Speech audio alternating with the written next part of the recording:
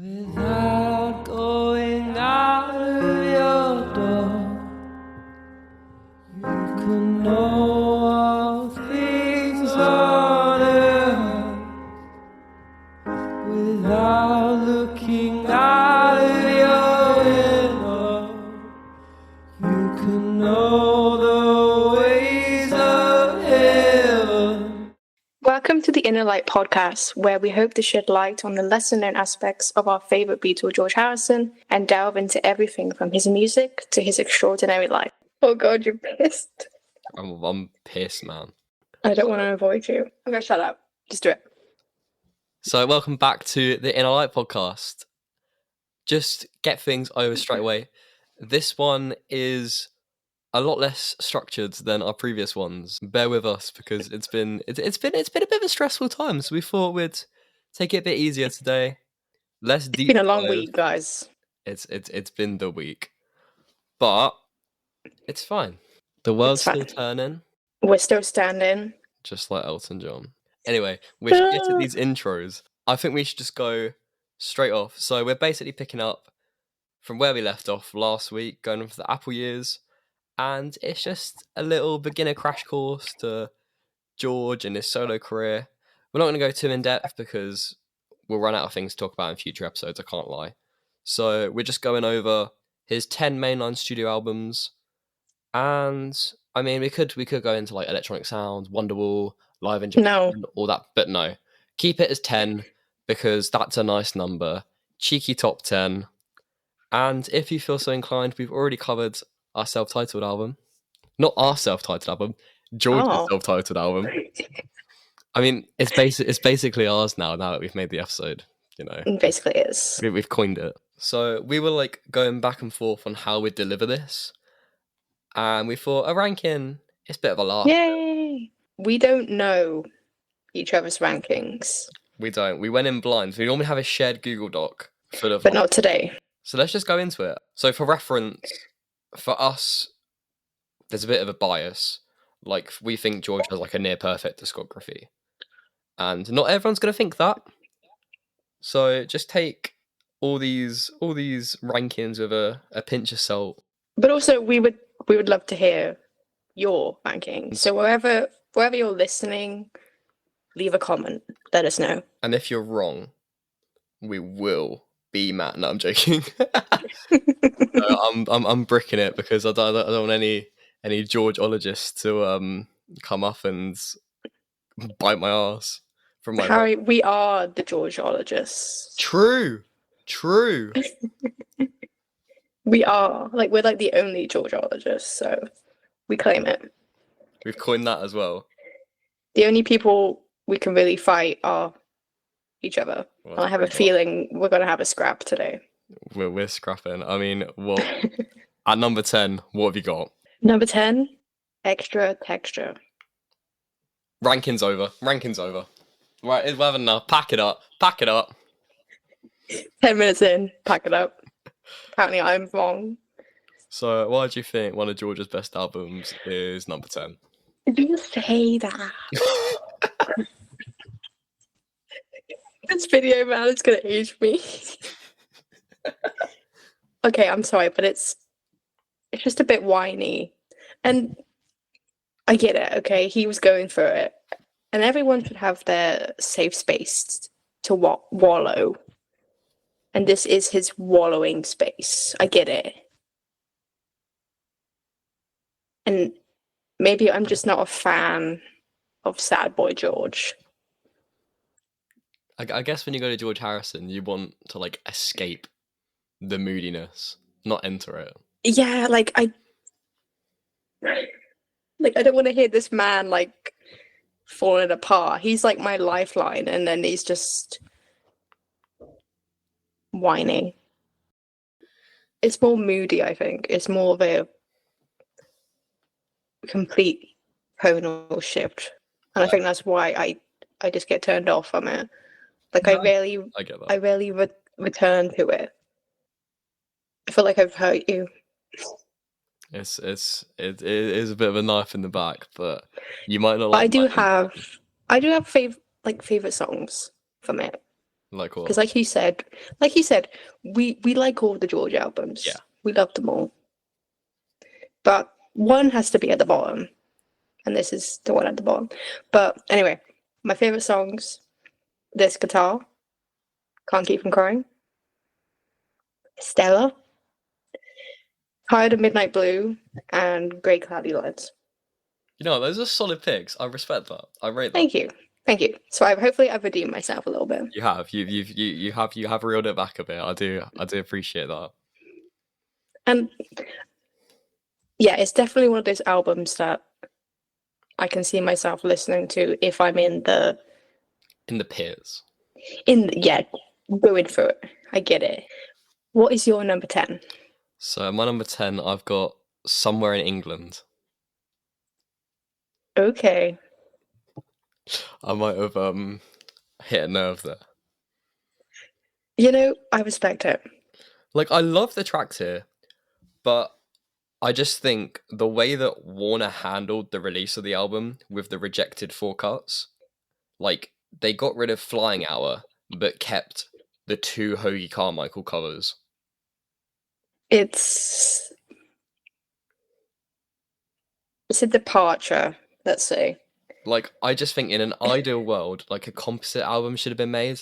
So, obviously, if we had the original album, we wouldn't have had All Those Years Ago and, like, Blood from a Clone, which are 2 really good songs. But I also really love Tears the World, Lay His Head, like, Sat Singing. They're such beautiful songs. And I just think it could have been so much more. And it's not completely George's fault, but I feel like maybe he could have pushed a bit more to put his own stuff rather than the covers, because I just don't really care for them as much. Like, I love songs like Save the World. Like, there are some really good songs here, but I just think the way it was handed, it's just a shame more than anything. I respect it. I get it. And I feel like because it didn't really line up with George's vision, we didn't get the album that he was really wanting to give. So I feel like 10th place is a solid ranking for it, because, I mean, even he was unhappy with it, and the result is quite mismatched. Like, it is a clusterfuck of an album. It really is. And like, there's no cohesion. There's not at all. But, like, there are some fucking seminal George songs here. It's just, I don't know, just one that I go back to in sections.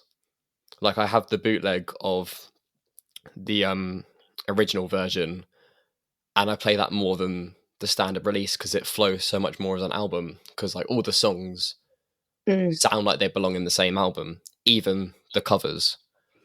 I just feel like there could have been a bit more behind the scenes to just smooth it out.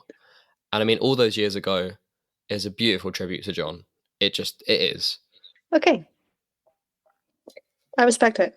So, number 9, what you got? And number 9, Somewhere in England.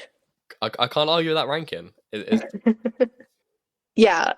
Trying not to repeat what you just said. For me, it is just a dip in quality.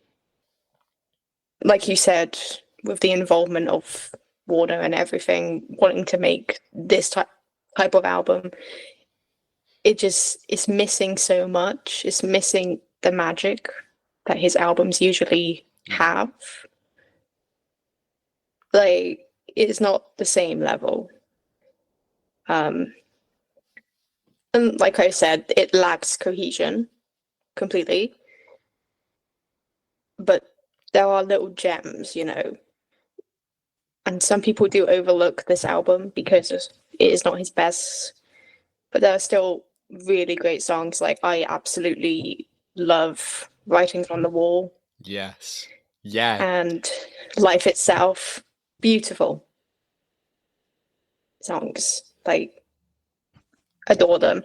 But yeah, like you said, it's just sad the way that it was handled.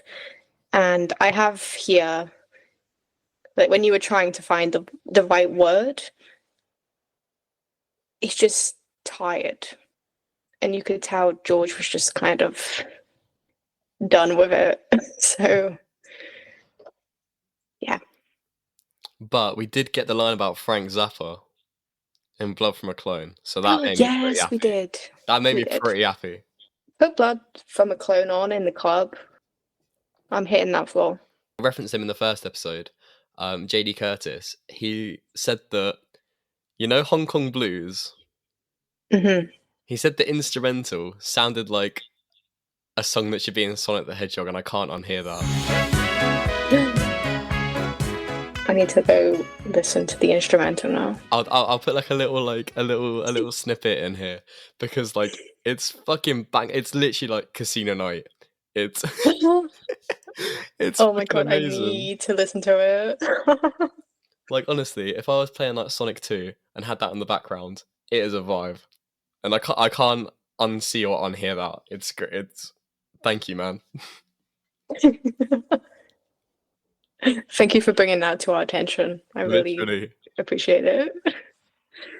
Okay, Harry, what is your number 9? At number 9, I've got Gon Troppo.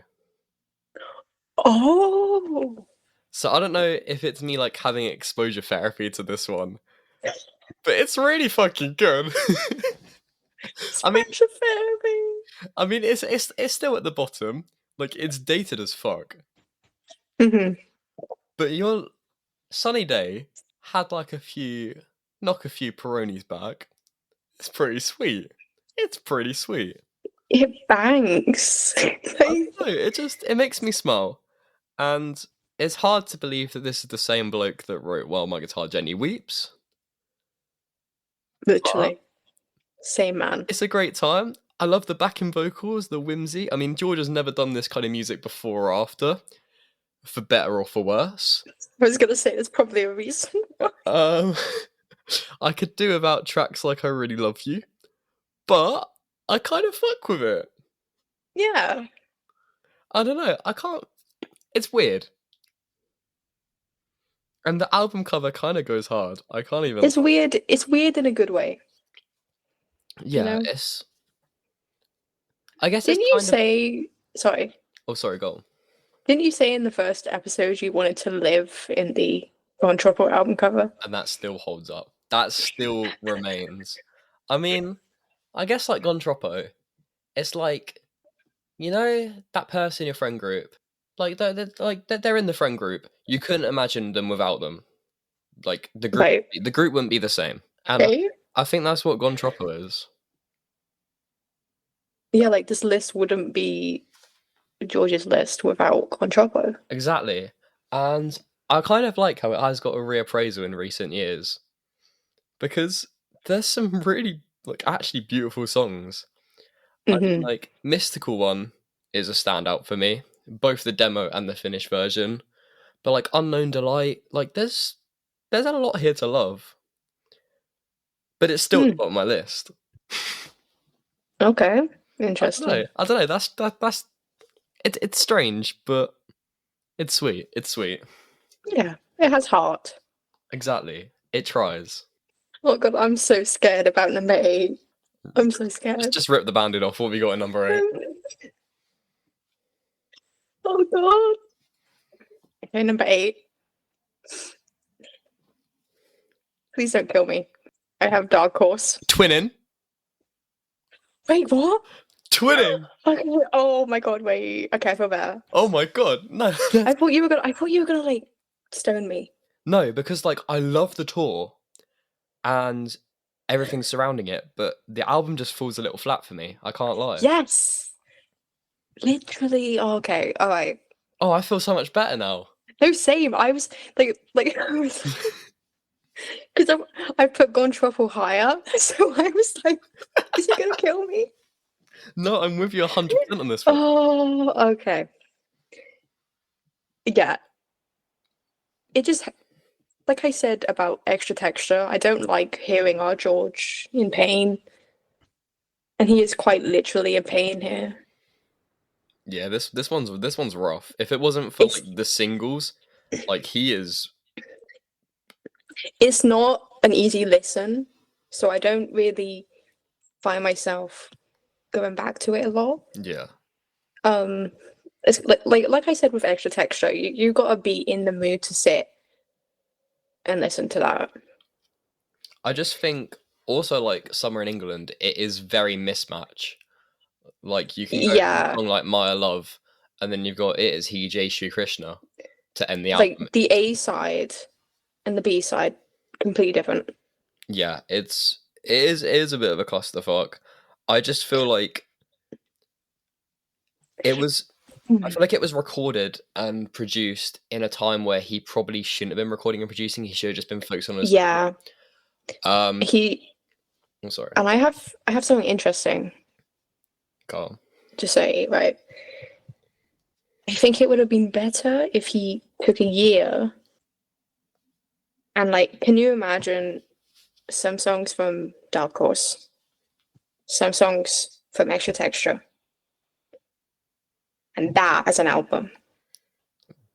Put And out the him in filler. like a better voice, because like I do Yeah. love his laryngitis vocal, but like the demos and stuff like that of Dark Horse, they're so much clearer. Oh, And like the live cut from like Japan, I know it's like years later, but yeah, I feel like that's where the songs should have been. I mean, the tour, he sounds amazing. I've listened to some rough recordings, and the night, obviously the more polished ones like soundboards and stuff like that. And I just feel like that's where the songs reside. Like Maya Love from there is so good live, and I just feel the execution, the album had a lot more to give, yeah. It but was just rushed in every way possible, and it falls flat, I think. I just It could have been so much better. yeah, I really hope that the Georgia State has a lot in the vaults for this period, because I would love to see what songs were left behind, because there's got to be some offcuts from this period, and just like actual live cuts, just to get the full experience of what this album has. So like, No worries, don't. just dying. Running out on number 8. Can you save your dying for like an hour? Sorry. Yeah. I'm getting my voice all scratchy, you know. Oh, method acting. I rate that. I rate Yeah, but I love the visuals for Dark Horse. The tour, come on, look at it. the aesthetic it gives. I mean, the album cover is bloody beautiful. Yes. Like everything is so George coded, and I just feel the way it was handled. I know it was a rough time for him, but I don't know. We do have songs like Far East Man, which is one of my favorites. Simply Shady. exactly like the songs on their own. If you take out like one song here, one song there, it's banging.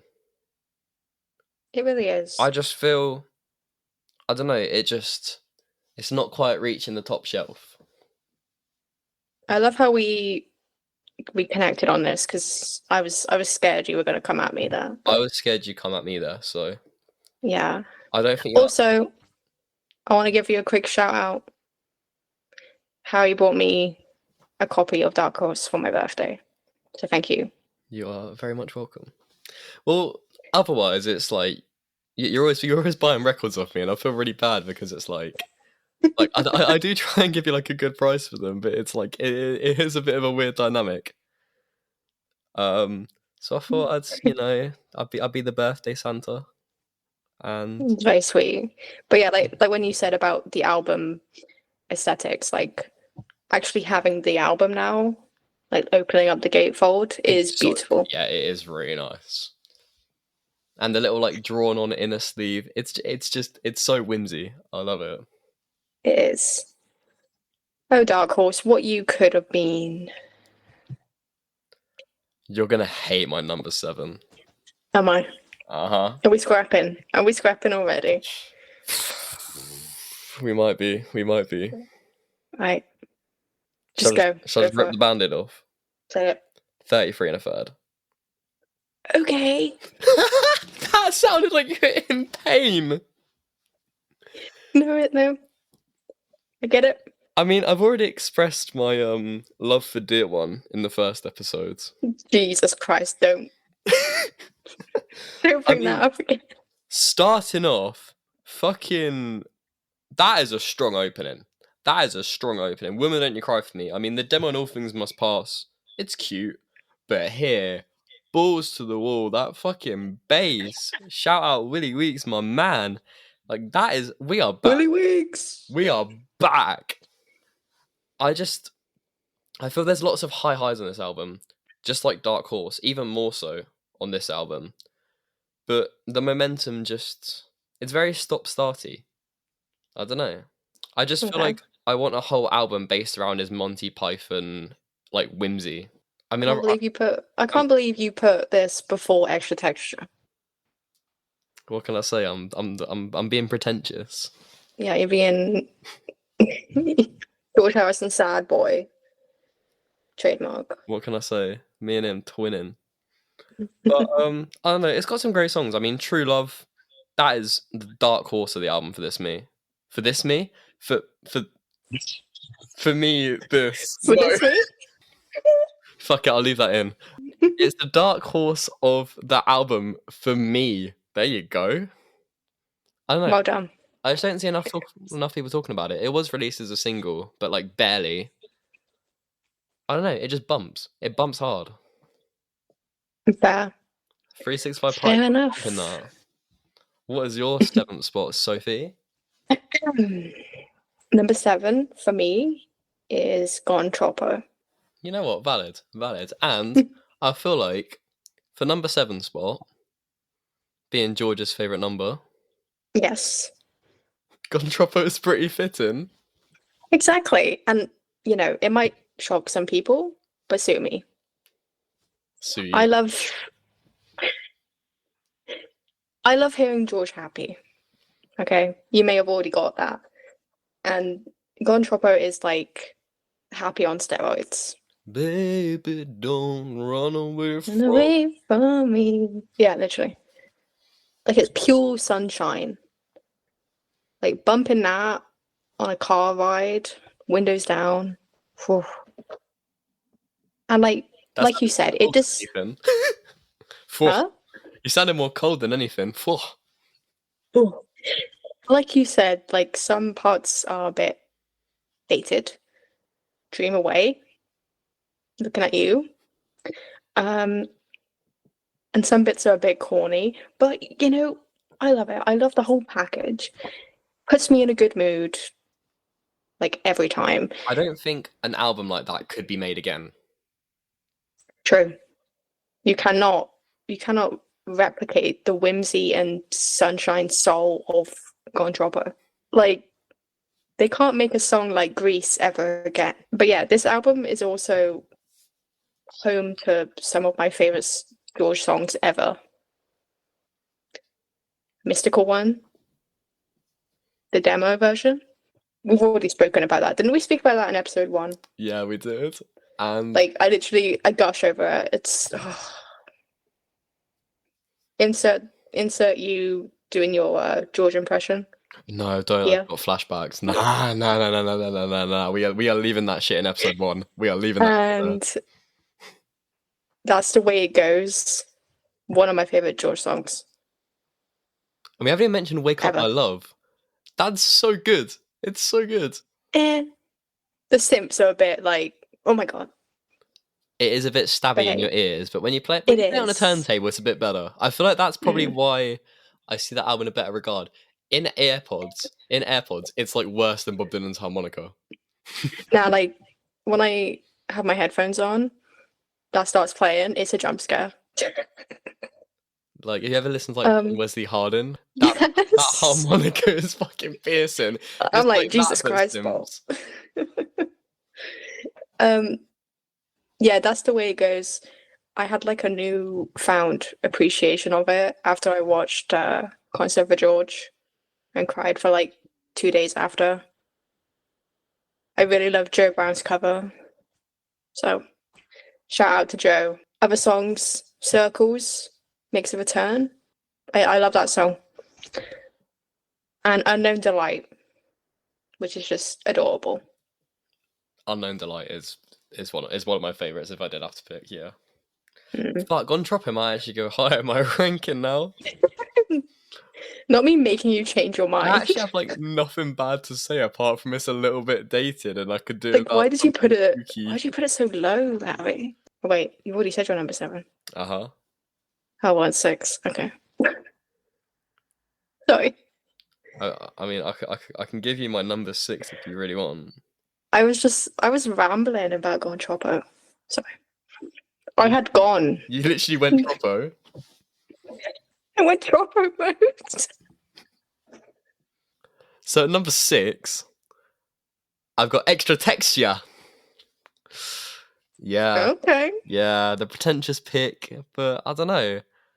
I don't know whether it's like the basketball like feeling sleeve or like the fact that it's like Home Depot. I don't know. It's so much more than its packaging. I don't know. Oh no, not him again. Oh no! Please don't come into my room.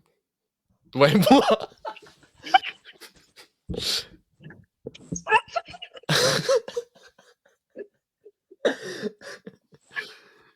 I had a mouthful of Tycho.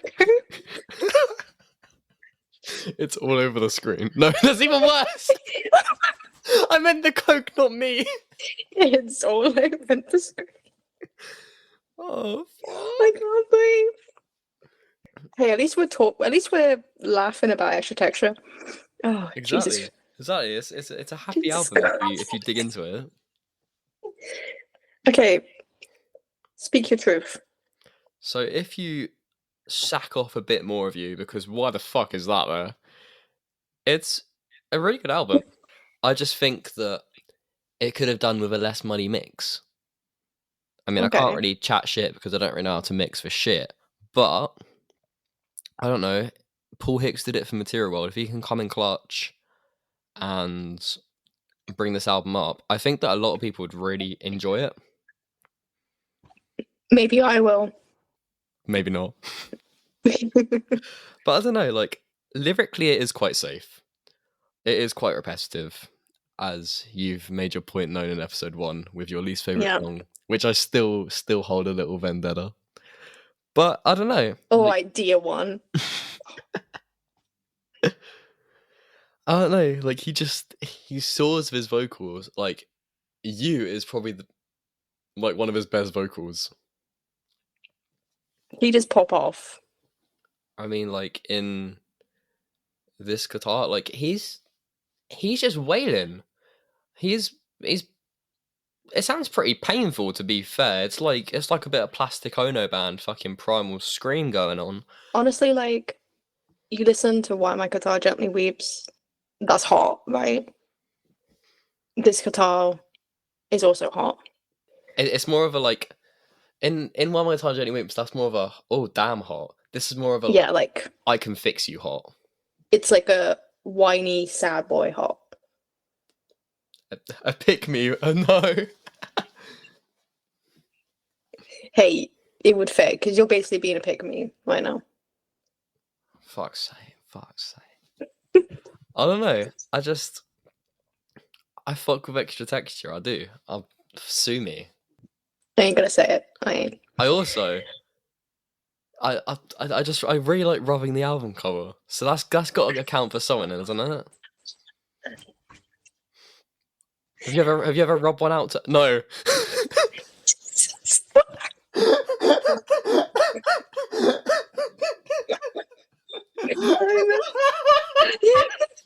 What has she done to you? Oh my god, I'm dead.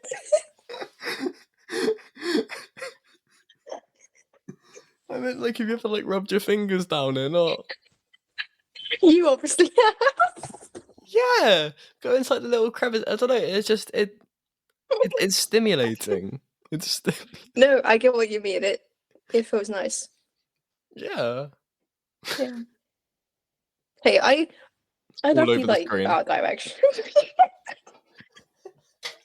Come into my. What did you say? Come into my room.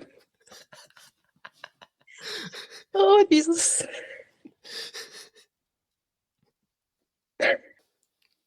Yeah, I just had to breathe a little bit.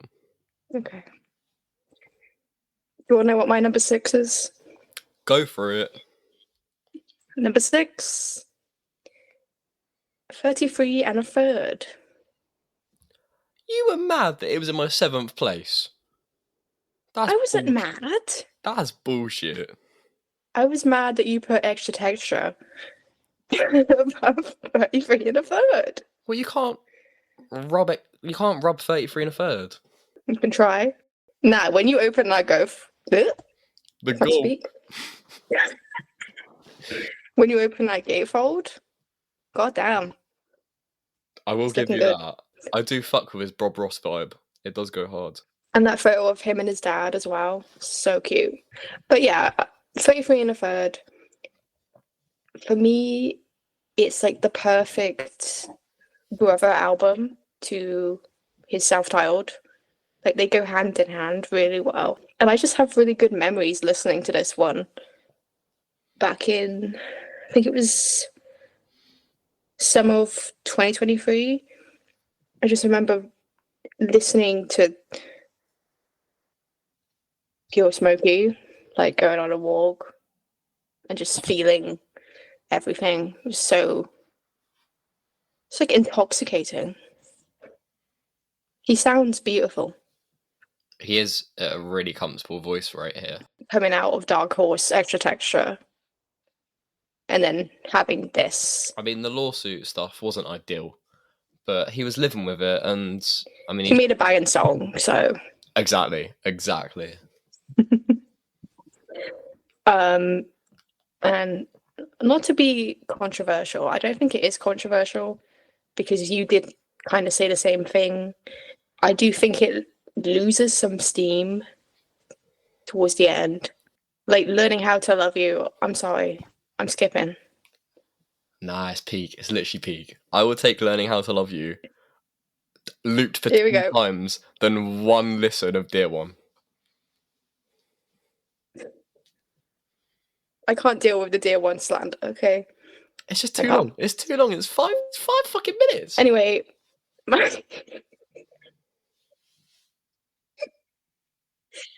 fave songs for me are Pure Smokey,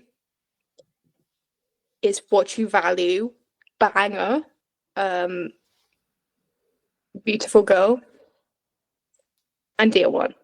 Comically, yeah. Buzzer. We need a soundboard. We do, but that's like effort.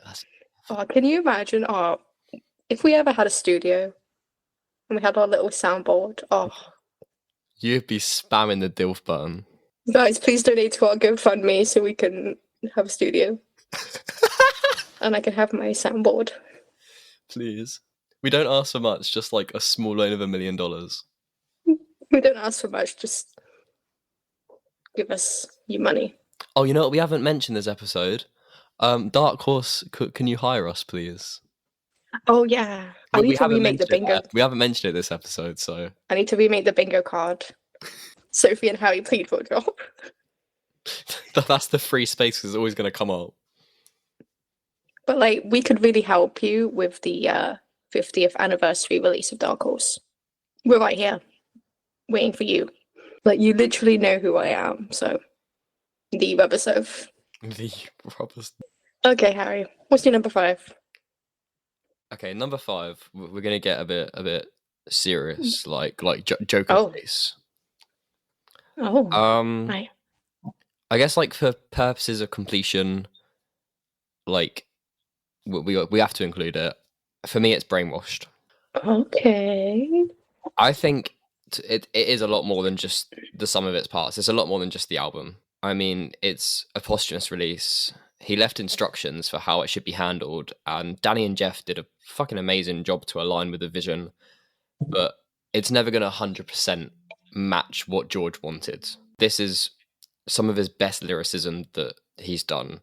I mean, you got lines like, "I'm a living proof of all life's contradictions." It's George facing mortality, which is really fucking hard to come to grips with. And sometimes I find that that's a bit too much for me to listen to. Hence my ranking. Like, it is an emotional journey and one that I'm not always going to be reaching to. And each listening experience does bring it up for me. And out of all the albums in his discography, I want to approach this one with the most respect and love. So in terms of like a deep dive, when we cover that, that's going to take a lot of time to give it what I think it want. Like at the moment, we're still in our relative podcast infancy. I don't think we'll be able to tackle it in the depth that I'd want to approach it to. I know it's multi-layered. It's obviously a swan song. I mean, track-wise, there are so many great songs. I mean, we are reaching the upper part of this list. It's probably not as high as others would rank it. I don't know. I mean, songs like Rising Sun, the title track, like, there's so much to love here. Yeah, because originally you didn't really want to mention Brainwashed. Yeah. But you kind of have to. Yeah, I mean, it would feel incomplete to not mention it. I mean, it's the album that, I mean, the gap between albums from Cloud9 to Brainwashed, we've got over a decade, and this is what George has to leave us with. I mean, we heard Any Road when he debuted it in 1997 on TV, and there's such good material here. I just feel it's not one that I find myself returning to as often because of how heavy the subject matter is. And I'm not a weaker album by any means. I think it's really, really strong. And I mean, I can't imagine for 1 second how hard it must have been for Danny, especially, to have his dad's music. And I guess it was kind of healing in a way for him. But I can't imagine how hard that must have been as a process. And I want to shout out like the Georgia State for handling like his releases so well. I mean, after someone like Bowie or Prince died, they didn't hesitate to rush out compilations, and they're milking the archives even against the family's wishes. I feel like with the Harrison estate, every release is like, it's well endorsed, it's what they want to be releasing, and it's authentic to George. I do really appreciate, because after someone dies, I mean, if I know Paul McCartney's going for his archives at the moment, I can imagine when he sadly passes that there might not be that control that the Harrison estate has. Like, they might just put out everything, which is great for the fans, but I just feel it loses some of the authenticity. I don't know. That's just where I come with Brainwashed, and it's a lot to unpack, and that's what I've ranked it at number 5. We got a bit deep there, so yeah. Wow. Usually I'm the one going on deep tangents, but I know, it's spiced up today. See, this is a bit of whiplash now because you've just said all that. But my number 5 is Cloud9. The Dope album. So anyway, Brainwash is really sad and all, but like, when we was fab. So Brainwashed is his, swan song masterpiece. Hot Dad. Duality of man. What can you say? Yeah, man, you could do both. Okay, Cloud9. Where to start? You knew it was gonna pop up here somewhere. I'm surprised it's not higher, to be fair, knowing how much you firmed it. Honestly, yeah, I feel like this is gonna surprise some people, but it is number 5 for me. And I think everyone knows about this album, even if you aren't a fan. Like, that cover is iconic. I do think it is a standout in his discography. Not just because of the cover. The songs, I mean, obviously, Got My Mind Set on You. Huge, huge track. But what I love most about this album is there is not a bad song. Like, it is close to being a perfect album. And I also love how he's continued striving, pushing, trying different things, experimenting with music. He was doing that back in the Beatle days. Yeah. And now he's doing it again, like 20 years later. And it makes Cloud9 probably one of his biggest ventures, like in his solo work. It's his biggest change. Do you know what I'm trying to say? Like it's I feel like even though it's very deep rooted in the 80s, it's not like the dated that Gontropo is. It's quite yes, authentic. yes. Like that and the Wilburys, I kind of lump that all into one period, if that makes sense. Yeah, like a lot of the Wilby tracks kind of overlap with Cloud9. A lot of that will have to do with like Jeff Lynne and that. A lot of people say Jeff's production here is a bit overpowering, but I kind of see it as it gave George like a new perspective and gave him like inspiration to make a new album, because there's quite a big break in between albums here. Yeah, I mean, it took him back in the studio writing again after he was pretty much done with the music industry. The music industry kind of shafted him. There was no promotion. I know he didn't want literally. promotion for things like Gontropo. I just feel he was so done with it, and this collaboration rejuvenated. I mean, there's some stellar collaborations on this album. You've got people like Elton John, Clapton again. Like, there's a lot of people involved in this album. So thanks, shout out to Jeff Lynne for pulling that man back in the studio. Yeah, it's just nice that he made this album on his terms. You can tell. Yeah. And it paid off. And my favorite songs, Wreck of the Hesperus. Still don't know what a Hesperus is. But you'll reckon it. I'm wrecking it. Someplace Else, Tearjerker, Devil's Radio, and of course, Cloud9. I'm just thinking about the George seed. Especially the George seed. I'm thinking about it. Oh, and that's what it takes as well. I love that song. Yeah. That could have been a Wilby song. It really could have, like, That would- like that- Heading for the Light. Yeah. Yeah, I like hear that would belong on a Wilby's album. Right, bouncing back to you. What Okay. What have you got at number 4? Number 4. For me, Brainwashed. It's hard to kind of talk about this album and not kind of just repeating what you said, because you perfectly summed up, I think, what most people feel about this. For me, when I listened to his discography for the first time, I did it in order. So this was obviously the last album I listened to. And I remember just being blown away hearing that final chant in Brainwashed. Yeah, I mean, Like it carries so much weight, and it's like the perfect ending.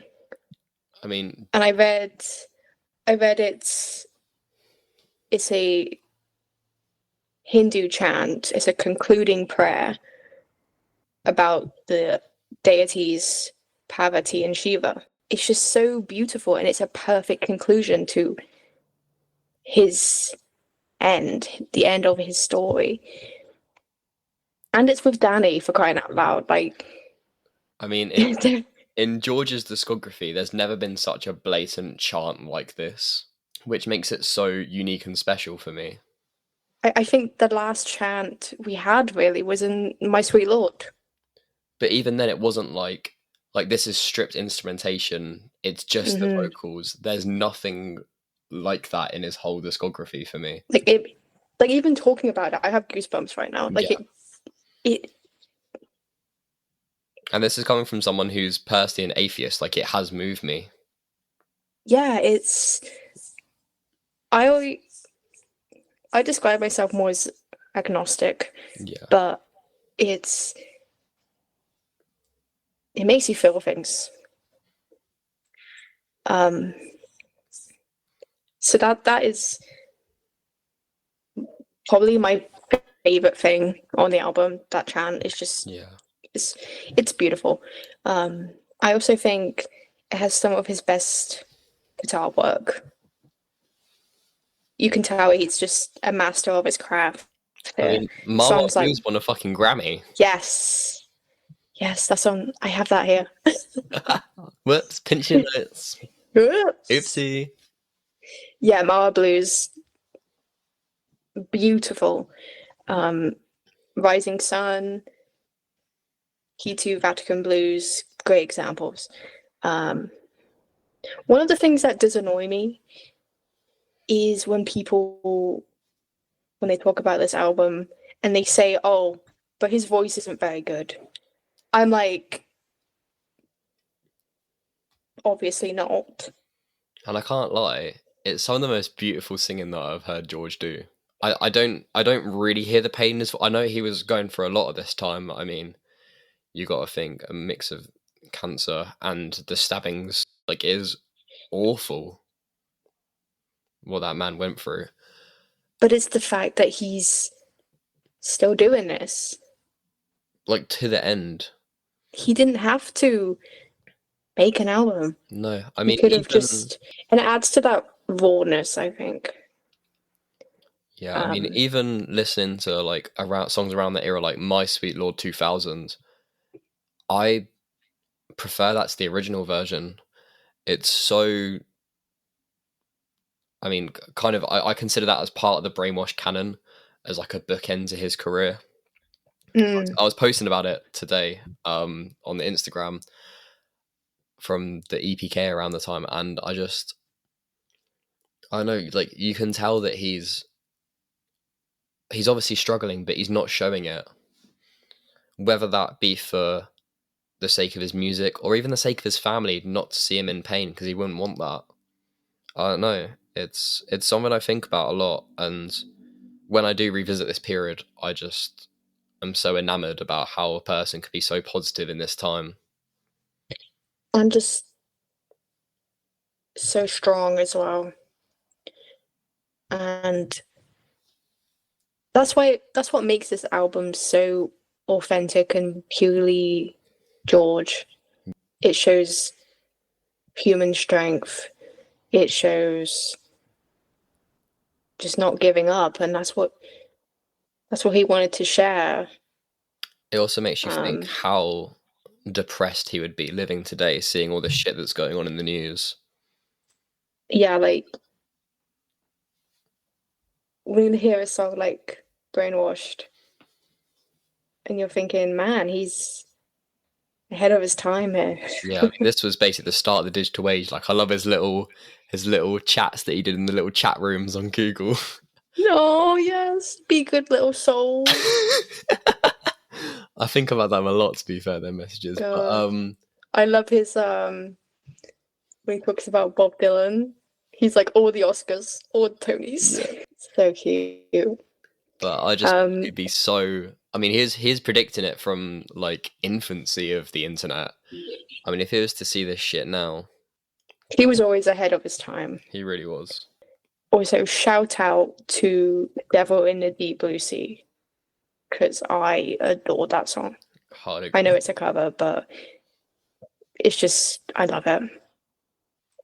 And also, I feel like this is the album that's got his ukulele. I mean, everyone goes on about how George plays ukulele. You don't hear it much on his albums, apart from You really don't. And I don't know, he made a banging ukulele. Can you even do that? I don't know, he did it. And kind of repeating what you said, but thank you for Daddy finishing this masterpiece. I'm sure it gave him a lot of closure. Right. What is your number 4? At my number 4, I've got George Harrison's self-titled album from 79. Oh. Now, okay. All these albums that I've got can be in any order from now on. This is just what I was feeling when I was thinking about it yesterday. I mean, I'm already thinking that Gondropo should have been a bit higher. Like, it's so hard to put it in a definitive ranking. But we've already gone in great detail what we think of this album, and it's just beautiful. It's a delight. I mean, we were quite critical, but about songs like Faster. But just a tad. but it wasn't completely like genuine. I mean, we still loved the song. I guess we in a podcast like this, it's all well and good saying everything's amazing when we love it. We were trying really hard to be critical. It's like it would get boring if we just like every song we just went, oh my god, amazing. Next. Yeah, I mean, some of it is like slightly put on, apart from Dear One. I'm joking. As I said in the previous episode about when we went into the deep dive of this album, I mean, I have such fond memories on a summer evening listening to it with my mum. It's just a moment in time in my old house that I'll never get back or like relive, but it was beautiful. And there's just a lot of warmth that comes off this album. It's really cohesive, which is in albums like 33 and a Third, he's kind of struggled to like plant it and make like an album that's like the same vibe from start to end. Not that that's a bad. I do like the differences that we'll go on to in some of the albums I'm going to talk about in a sec, but I feel like this is his most like start to finish. It feels like an album. It's really amazing. It really is. It's just a nice vibe. Definitely. I think I said in the episode, it's like I think I called him a cohesion king for this album. You did, yeah. And I stand by it. But yeah, is that all you have to say? I feel like we've covered most of it in the deep dive, to be fair. Yeah. So if you're listening to this and you haven't for some reason listened to that episode, go and do that after. Yeah, obviously after, because we yeah, obviously. get You that obviously want to know, know what number one is. Yeah, that's my number 4. What's your number 3? Okay, number 3. Now, okay, number 2 and number 3 for me change a lot. Next week, it's probably gonna change. But number 3 for me is Living in the Material World. Damn. Okay. So you can kind of see where the ranking's going now, can't you? if yeah, I think they know now what the top 2 are going to be for us. Yeah, for me, this album, I don't even know where to start, man. Like, going from something as I can't even put it into words. Going from All Things Must Pass, that's a big task. And an impossible task.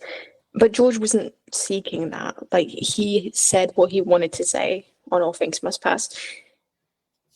And he could have just slipped away from it all.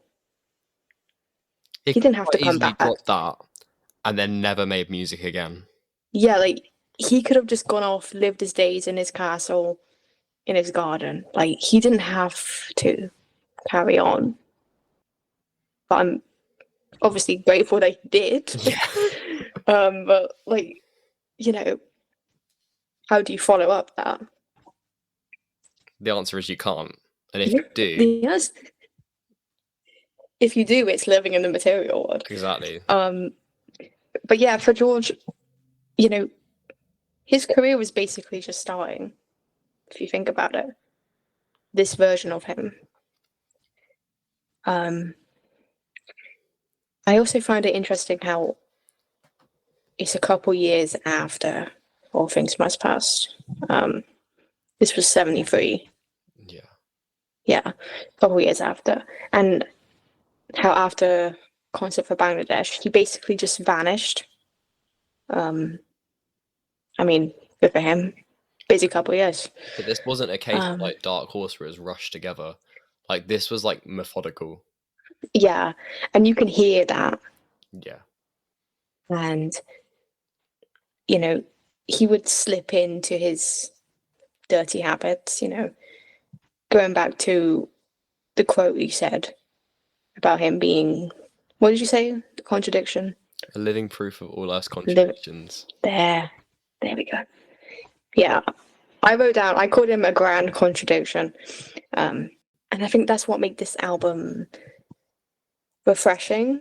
Like, it's different to All Things Must Pass, obviously, but it still holds that current of warmth, I think. And also, his vocals on this album, some of his best performances ever. They've written, yeah, hands down. Like, it's crazy, especially the 50th anniversary stuff. Those outtakes, blown away. So I'm so happy that this album kind of got its moment to shine again. And that it's not being milked like Mind Games is. Oh, Jesus Christ. They're still going on. I know. What was it, VR? They got the fucking sleep mask now. They had the mini fridge speaker as well. They had they did that tiles game. Yeah. Like, leave it alone. I mean, But yeah, if they had the same kind of appreciation for walls and bridges, I wouldn't mind it as much. True. I love Walls and Bridges. It's so good. It's so good. Shout out to John Lennon. Yeah. What was also really special is I was here for the 50th anniversary drop. So it was kind of nice to be in the hype. And of course I bought the box set. And shout out to the Hana group chat, wherever you are. Hannah Krishna. We had a bit of a saga where everyone there was buying Material World.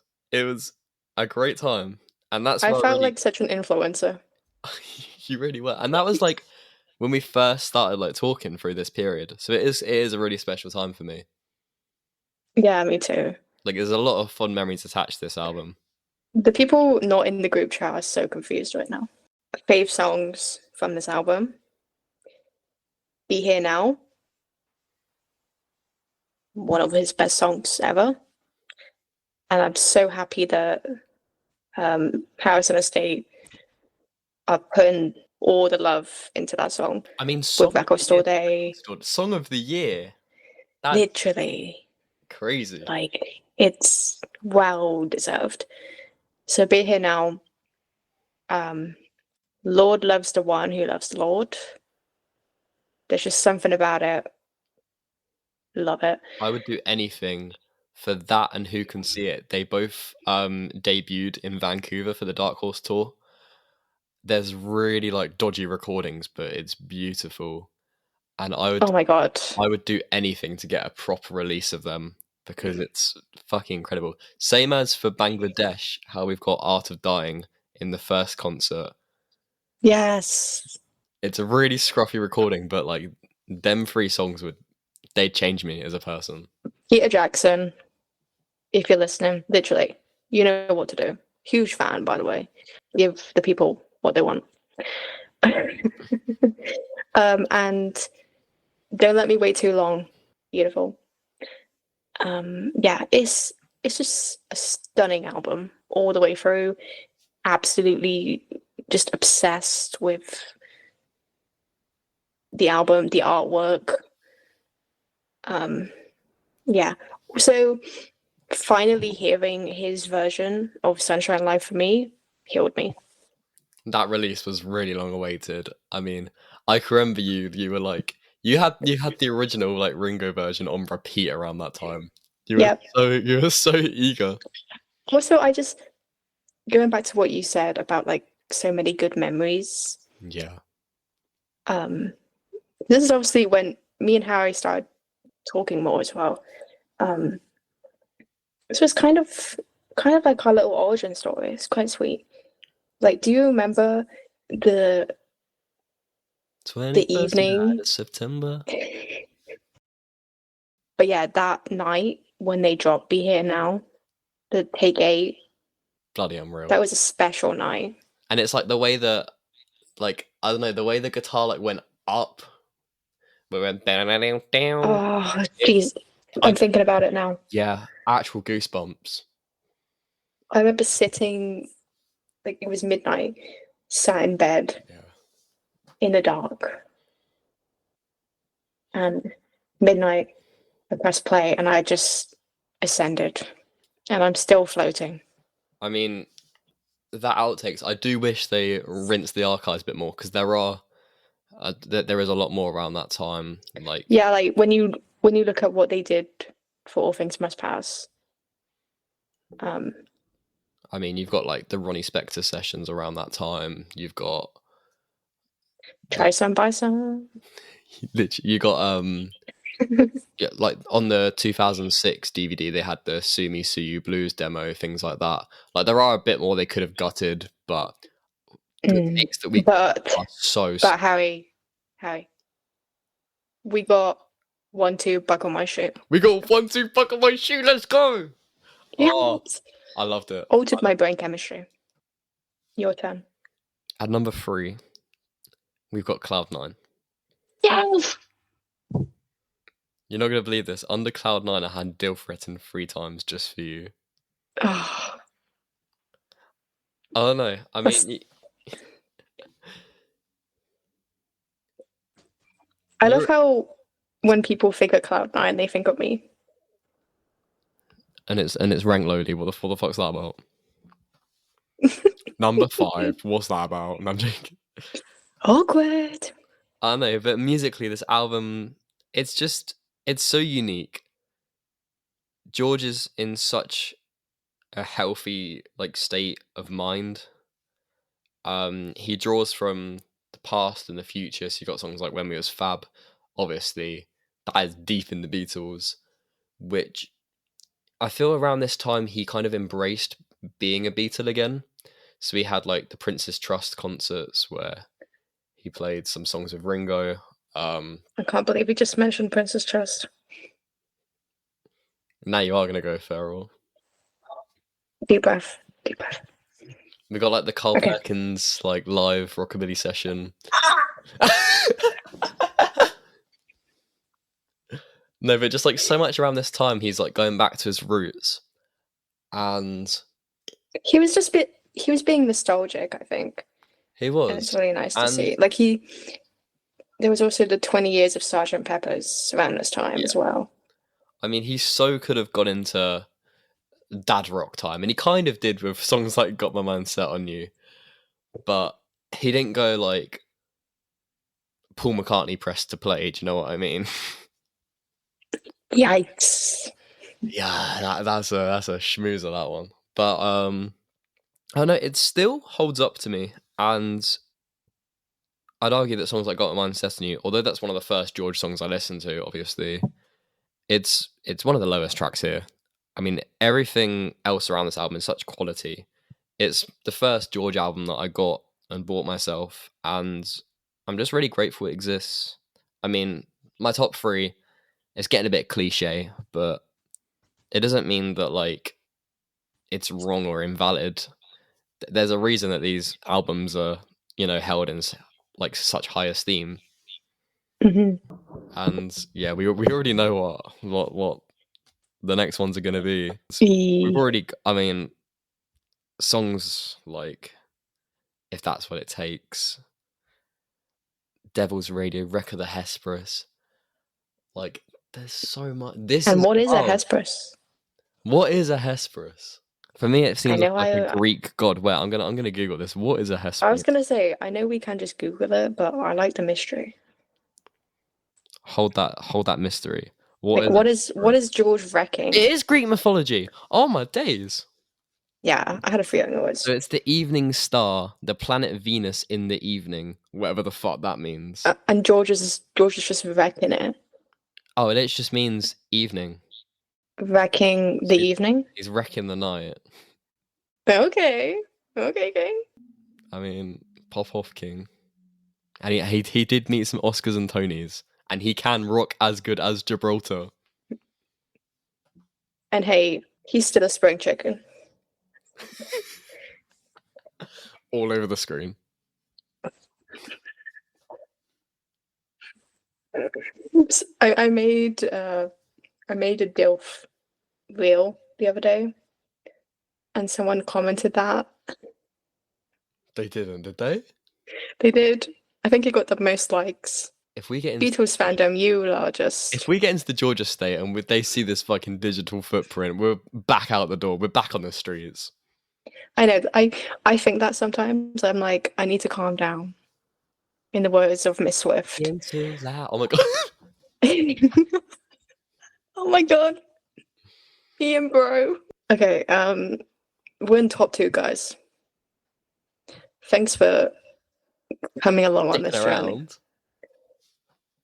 I bet you're on the edge of your seats wondering what number 1's going to be. Anyway, number 2 is All Things Must. I'm joking. It's George Harrison. Did I get you going?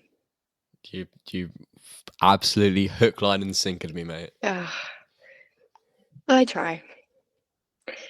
Like I said, I often go back and forth on second place. Sometimes it's Living in the Material World. Sometimes it's self-titled. But when I made this list, George Harrison just kind of took the biscuit. Like Yoko. Oh, true. You like digestive biscuits? Was that like in general, or are you asking me? I'm asking you. Who else I am I only like talking the chocolate ones, not the ones where it's like chocolate all over, like when it's just got the chocolate on the top.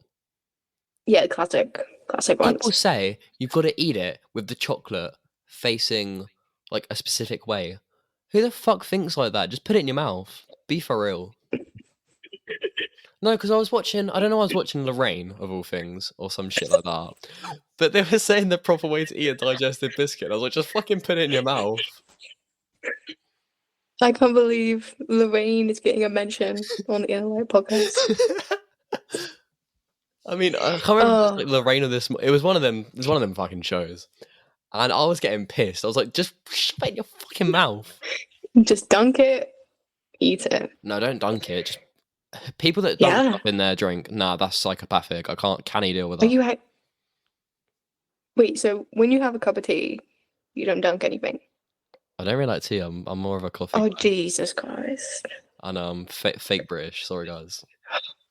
It's just like sucky water, isn't it? Right, I digress. Carry on. Anyway, kind of like what you said, like we have a whole episode dedicated to this album already. This album is just so laid back, and the warmth is like I always say George's music is like a warm hug for me, and I like to think this is like the embodiment in album form. I can just imagine him like by the poolside having the time of his life. Yeah. He's like a lad at Benidorm. He's giving that vibe. But like he's hot. But yeah, like I don't know, there's a part of me, it like makes me gush, like the visuals and the dreaminess of it all. It's very like swoony. Like I know if I'm putting this album on, I'm gonna be in a better mood. So yeah. My fave songs, if you're wondering, are Here Comes the Moon, Your Love Is Forever, and Soft Touch.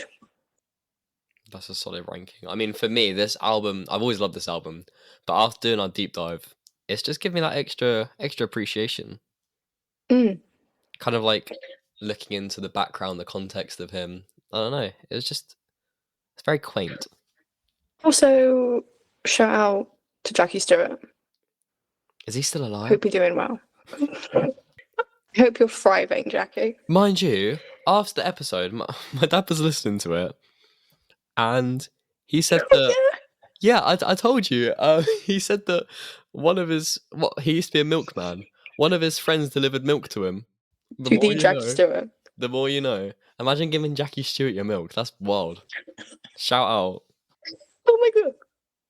I was drinking. What, milk? I almost had Diet Coke come out my nose. Yummers. I mean, maybe it's going to like clear out your sinuses. Who knows? It's all over the screen. Fucking hell. Okay. I wonder what Harry's number 2 is. So my number 2 is All Things Must Pass. Oh wait, we've already done that bit before. Oh, Oh, I did that bit. Come on. oh fuck's sake. It's living in the material world. Living in a material world. You sound like a grandma trying to tell kids to get off their fucking lawn. Living in the material world. You bloody kids. You know, back in my day, I had to wait fucking 2 years for this album. After All Things Must Pass. Oh my god. But yeah, I had in my notes, like, how do you follow up one of the most regarded albums, not just of like a solo Beatle, but like of the 70s? Like, it's I've seen it so many in like top 10 lists of people that they, when it comes to George Harrison, they only listen to All Things Must Pass, which is valid as fuck, I can't even lie. And it's like, how do you follow that up? Yeah, like I kind of get it. But also they're missing out. They really are. And I mean, this album, it's not derivative, but it's not exactly a part 2 to All Things Must Pass. It takes more... No, nowhere near. For me, it's more like spiritual. I don't know how you can get more spiritual than My Sweet Lord, but he fucking did it. And if there's an album that I go to when I'm sad, it's this one. No extra texture. Like this. I was gonna say, not even extra texture. Read all about it. I love how you got the brackets in there. That was Thank you. Thank you. Soft touch. Oh, the links. Oh. But no, I don't know. Like, no one's had the life experience that George has had. He's in such a unique dynamic. He's not Lennon and McCartney, and he's come off the back of that. He's made it as a solo artist. But people can't see him as more than just the Beatle who changed, and understand that there's like a lot more to him than just Mop Top She Loves You and shit like that from like a decade ago. And like for me, like songs like The Light That Has Lighted the World, like it's hateful to anyone that's I was happy or just free. about to say that. Like, it's so true. It really is. God, that's such a stunning song. It's fucking unreal. I mean, it's arguably his most introspective album. After how big All Things Must Pass is, he brings it down. It's intimate. It's raw. Mm-hmm. Like, it doesn't lose its edge, though, compared to All Things Must Pass. I don't know. And it's not trying to be anything, like, bigger than that. Like, he knew what he made. And that's what makes it... Like, there's a reason it wasn't another box set. He didn't follow it up with another triple album. Oh, you're making... See, now I'm like, it should have been number 2. I feel like it is cliche to put Material World at number 2, but for how much it means to me, and I mean, when it came into my possession for the first time, it was a really weird time in my life. I was going through a lot of changes, and I just had it on constant rotation, more than my album at number 1. I feel like maybe if it was a single album, it's a bit more digestible for like listening on repeat. Yeah. But it filled in the blanks where I couldn't talk. I mean, I have here, like, on That Is All, silence often says much more than trying to say what's been said before. And I heard that and I just started crying. I feel like every listen, it got that bit more personal once I understood what he was saying. Because, you know, when you listen to an album for the first time, it's like, oh, that was sweet.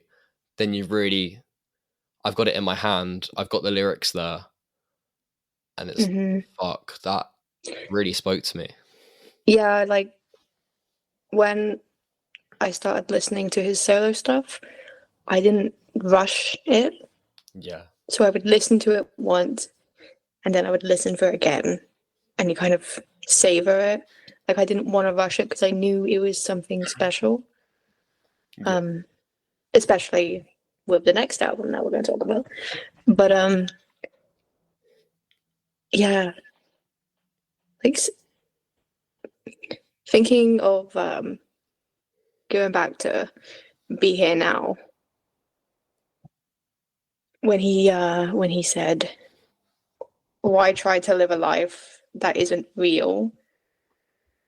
A mind that wants to wander around a corner is an unwise mind. It's- Lord. Like, And I feel like and I, even some of his lyrics that don't hold that much like on their own, the way he sings them and phrases them mhm. is so unique that I mean, a song like Who Can See It? Fuck. Mate, I was just about to say Who Could See It. Like that song, I've got a sad playlist called Daytime Nighttime Suffering. Shout out to Paul McCartney for the song, for the playlist name. And Who Can See It is the top song on it. It's Valid. oh my days. Oh my days. And then the 50th anniversary, they just had to go and make it fucking sadder, didn't they? Shout out to my YouTube channel where you can see me react to the whole album. The Rubber Sofa on YouTube. So Okay, Sophie, yeah. we've made it all the way to number 1. Thank you guys have. for sticking around. Fuck, what is this one? Oh, I don't know. Oh. Wait, we have the same number 1?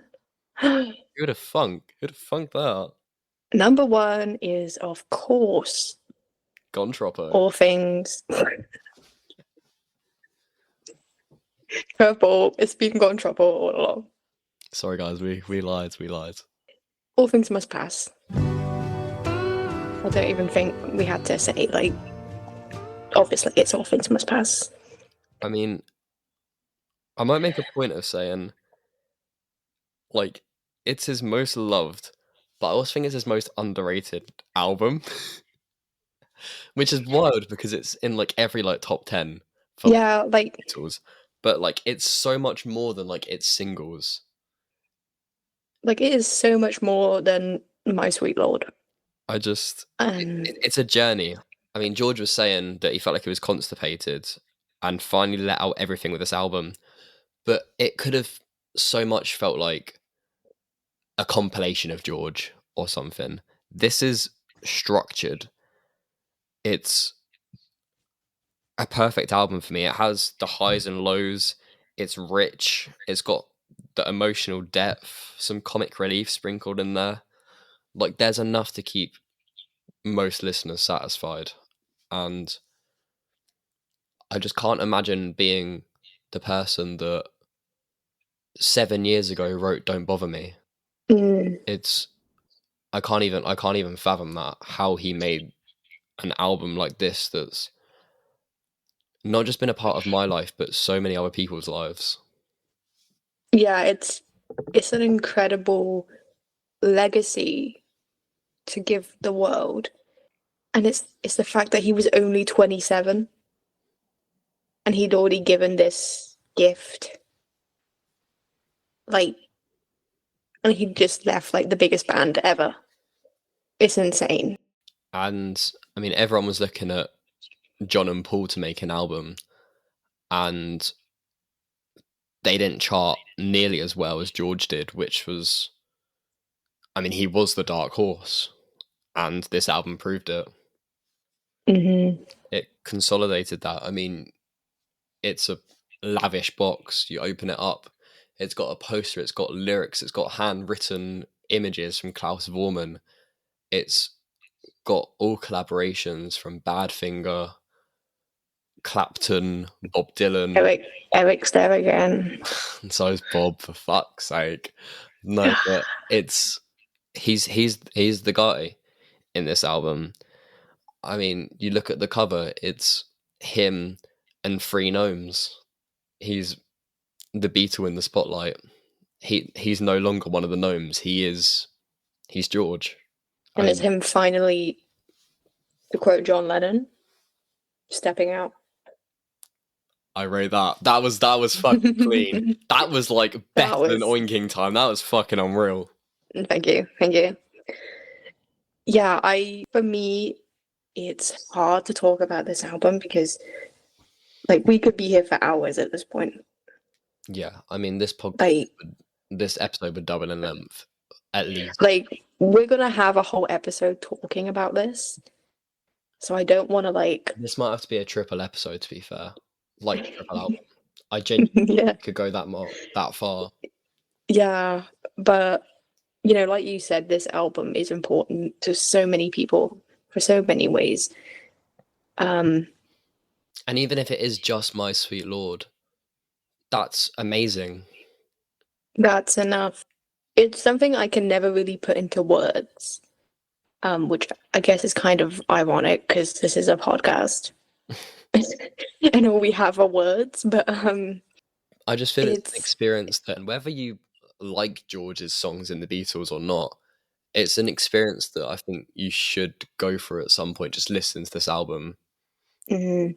I mean, as mentioned last episode, the album starts with him asking to be let in here. You know, he's going into your homes in a way, like he's on your turntable. He's on. He can come into my room. Fucking hell. Hey, you started. And you finished. Yeah, like clearly all over the screen. I'm trying to be serious.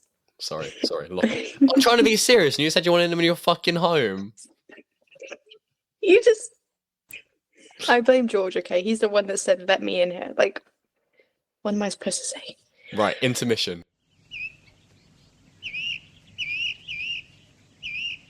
End of intermission. Right, resume. Okay, yeah. Like, the whole album, it's just a masterclass. Like, it should be studied in every music class. Like, it does everything. It pulls at the heartstrings. It makes you wonder. It makes you appreciate life a little more. And for me, it's a safety blanket that I know is always there.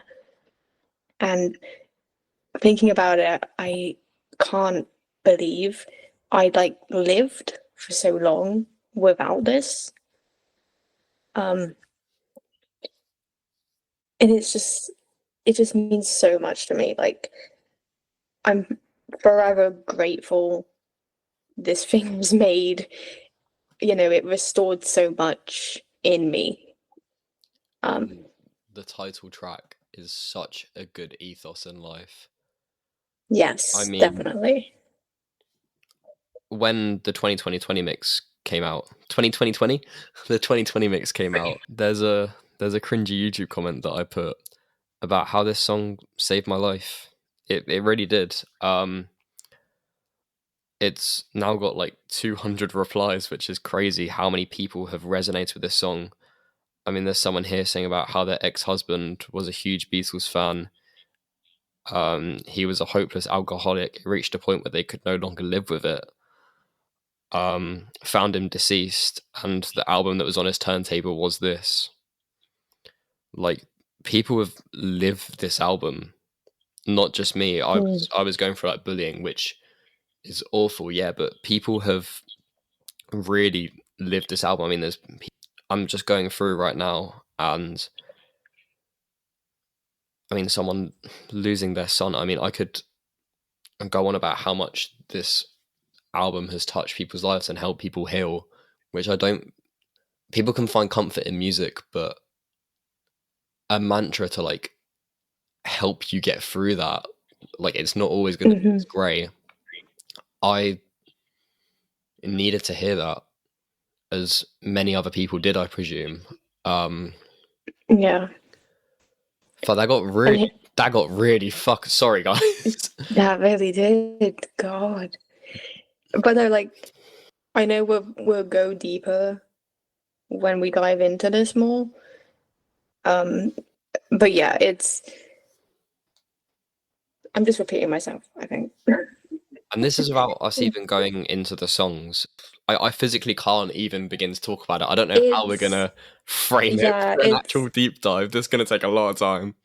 The emotional strain it's going to put on us is going to be interesting. Like, I don't even have a least favorite song. It's even songs like I Dig Love. I fucking love the whimsy. It breaks up what would be quite a heavy album, but it doesn't make a mockery of it.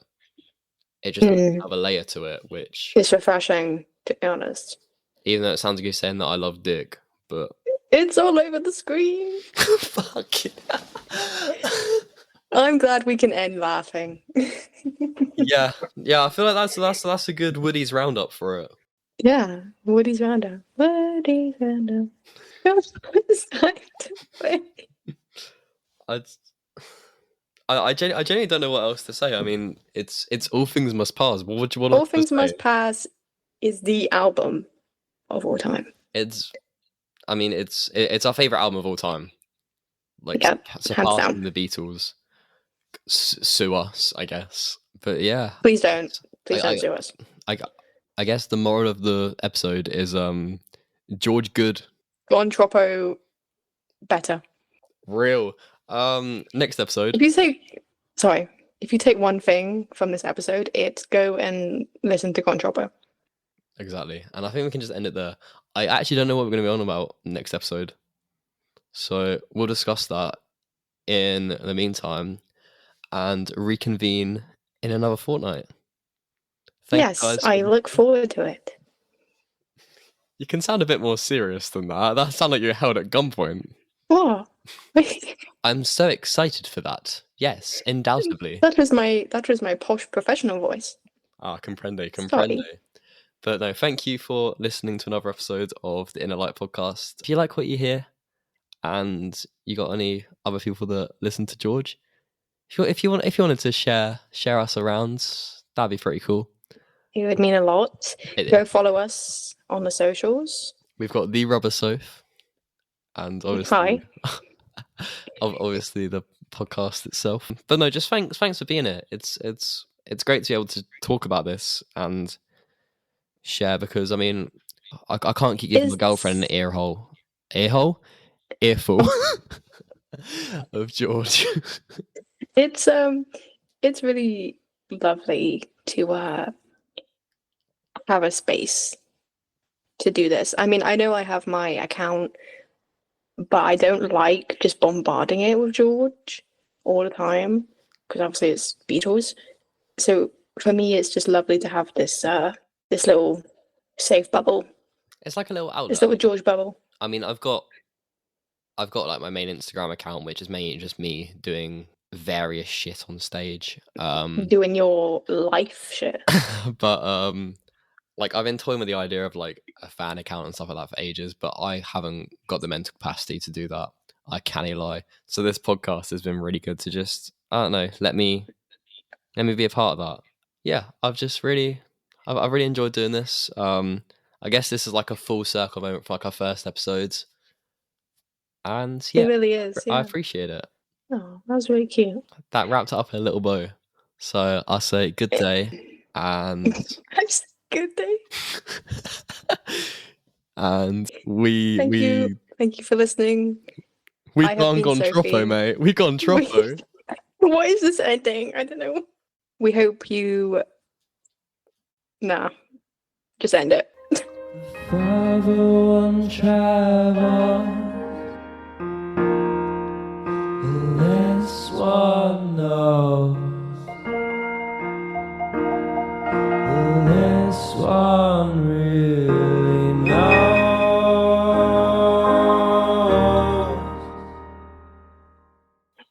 So, what is your number 5? Already did that. Oh God, I'm behind. You keep going first. Oh shit. Right. I'm right. You can go. Right, bouncing back to you. No. Bouncing back to you. What Edit that out. I'm losing brain cells. God. That's real.